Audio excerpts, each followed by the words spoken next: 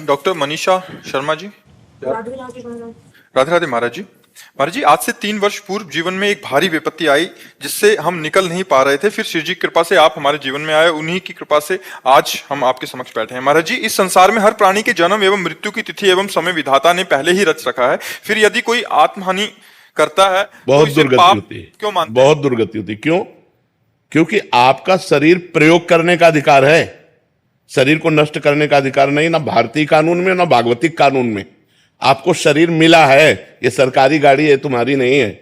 इससे परमार्थ की यात्रा करके भगवत प्राप्ति कर लो या बुरे आचरण करके नरक प्राप्त कर लो, इसके लिए तुम स्वतंत्र हो, लेकिन इसको नष्ट नहीं कर सकते। अगर इसे नष्ट करने की चेष्टा की तो भारतीय कानून भी तुम्हें बंदी बना लेगा और सरकारी जो भागवतिक कानून है वो तो तुम्हारी दुर्गति हो ही जाएगी, आत्महनन गति जाए। आत्म में बहुत बड़ा पाप है, ऐसे नहीं करना चाहिए। ये शरीर मिला है, दुख सुख भोग करके भगवान की प्राप्ति करो, नाम जप करो, जो प्रारब्धानुसार शुभ अशुभ कर्मों का फल आवे उसे भगवान का कृपा प्रसाद मान के भोग लो और जीवन को भगवान की इच्छा से पूर्ण करो। अपनी इच्छा से पूर्ण करोगे तो आत्महत्या मानी जाएगी। महाराज जी, ये पूछना चाहती हूँ कि यदि कोई आत्मा हानि करता है तो ये भी तो विधाता ने ही रचा है। नहीं, ये विधाता ने नहीं रचा, ये मन ने रचा है, ये मन ने रचा है। जो पाप कर्म किए जाते हैं वो निगेटिव चिंतन पैदा करते हैं, नकारात्मक सोच पैदा करते हैं, वही डिप्रेशन में ले जाते हैं, वही सुसाइड का प्रेरणा करता है। आप गुप्त रूप से पाप करते रहो, आपका मन ही आपको दंड देगा, आपका मन ही बोलेगा फांसी लगा लो, आपका मन ही कहेगा गोली मार लो, आपका मन ही कहेगा जहर खा लो, आपका मन ही कहेगा रेल की पटरी में लेट जाओ, क्योंकि तुमने पाप कर्म किया। पाप कर्म के कारण तुम्हारी आयु क्षीण हो गई और वो अधोगति को प्राप्त हो रहा है। यह भागवतिक विधान नहीं होता, अकाल मृत्यु भागवतिक विधान नहीं होता, आत्मा भागवतिक विधान नहीं होता। ये हमारे कर्मों का विशेष फल होता है। कोई महान अपराध, महत अपराध बन गया जिससे आत्महत्या का योग लगा। लेकिन महाराज जी, यदि कोई खुद को बेगुनाह साबित करने के लिए कर लेता है, उसका पूर्व पाप है।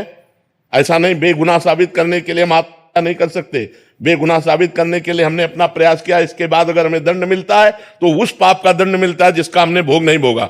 कोई गुप्त पाप है और वो पूर्व का पाप, अभी हम अपराधी नहीं हैं लेकिन मुझे सजा मिल रही है तो मेरे पाप का ही फल भोगने को मिल रहा है, अन्य नहीं। मुझे चाहिए आत्महत्या ना करके उस दंड को स्वीकार करके हम भोग लें, चाहे भले फांसी क्यों ना मिले, तो हमारा पूर्व का सारा पाप नष्ट हो जाएगा, हमें भगवान की कृपा प्राप्त होगी। हमें आत्महत्या करने का अधिकार कदापि नहीं, किसी भी परिस्थिति में नहीं है। शास्त्र ऐसी आज्ञा नहीं करते, नहीं, कदापि नहीं। अगर आप निर्दोष हैं और फिर आपको सजा मिलती है, आपको दंड मिलता है, तो आपके उस पाप का फल है जो कोई पाप नहीं जानता। आपने वो पाप किया और कोई जानता नहीं, उसकी कोई प्रायश्चित नहीं, उसकी कोई सजा नहीं, वो पाप आकर के आपको यहां निर्दोष स्थिति में दंड प्रदान कर रहा है। एक हम आपको कथा सुनाते हैं, प्रगट की है, उसे कथानक रूप में कहा गया। एक स्वर्णकार था, वो बहुत बेईमानी से सोने का काम करता था, मिलावट करके असली सोना रख लेना और नकली बना करके देना, ऐसा। और 2 राजकीय कर्मचारी आते थे उसके यहाँ, पुलिस वाले, वहीं रात्रि में सोते खाते पीते, गश्त लगाने वाले जो होते हैं। धीरे धीरे मित्रता हुई और धीरे धीरे सारी पोल हो जान गए स्वर्णकार की, और सब पता चलने लगा कि इतनी संपत्ति इसके पास है। अब उन दोनों ने एक दिन प्लान किया कि स्वर्णकार को मार देते हैं, और सब जेवर और सब बॉक्स में बंद करके निकले। तो सामने वाला लघुशंका करने के लिए निकला, सामने वो मकान वाला, उसने देखा तो चोर जो होता है वो सशंकित नेत्र वाला होता है, तो पुलिस वाले सशंकित नेत्र, तो उनका तुम कुछ गड़बड़ करके आ रहे हो, रात्रि में निकल रहे हो, तो उनका जाओ तुम अपना काम करो। तो वो बोले नहीं, हम हल्ला मचा देंगे। तो उनका सुनो, कुछ साझेदार बन जाओ, हम तुम्हें दे देंगे लेकिन तुम चुप रहो। बोले हम बेईमान आदमी नहीं है, हम ईमानदार आदमी हैं। और वो लड़ गया। जब लड़ गया तो उनको केस बनाने में देर न लगी, वो बक्सा उसके पास रख दिया और तुरंत हल्ला मचा दिया और कहा इसने स्वर्णकार को मारा है, स्वर्ण लिए जा रहा था, मैंने गिरफ्तार किया। पूरा का पूरा केस उसके ऊपर आ गया। अब उसको बंदी बना लिया गया। गवाही पुलिस वाले कि इसको हमने घर से निकलते देखा है और ये बॉक्स उसकी चोरी का है और इसने स्वर्णकार को मार दिया, और केस पुलिस वालों ने किया था और ठोक दिया सामने वाले के। अब जब जज के सामने पेश किया गया तो सारी साक्षी उसी के खिलाफ थे जो सत्य आदमी था।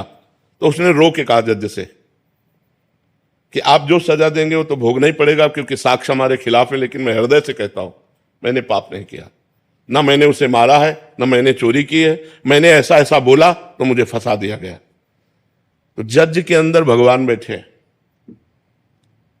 उन्होंने कहा कि ठीक है, हम इसे और खींचते हैं, तारीखें और दी। और एक दिन एक आदमी जो ऐसे ही फुटपाथ में मर गया था, उसके साथ उस जिसके साथ मुकदमा चल रहा था, सत्य आदमी को, उसको पुलिस वालों को साथ दिया कि आप इसका अंतिम संस्कार कराएं। जब अंतिम संस्कार करने के लिए गए तो एकांत में कहा कि देखा, कह रहा था हमारी बात मान जाते तो कुछ हिस्सेदार बन जाते और आराम से मौज लेते, हमारी बात नहीं मानी ना, फंस गया ना, फांसी होगी तेरे को। और उनके जो सत्य आदमी था उसके पास वो वीडियो बनाने वाला कैमरा लगा दिया गया था।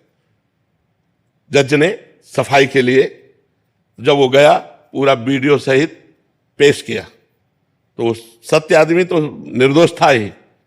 तब जज से उसने कहा कि जब मैं निर्दोष हूं, आज आप जान गए, तो मुझे सालों से पैसा खर्चा करना पड़ा, इतना परेशान रहा, इतना मुझे दुख मिला, ऐसा क्यों? क्योंकि मैं निर्दोष हूं, अब तो जान गए हो ना आप।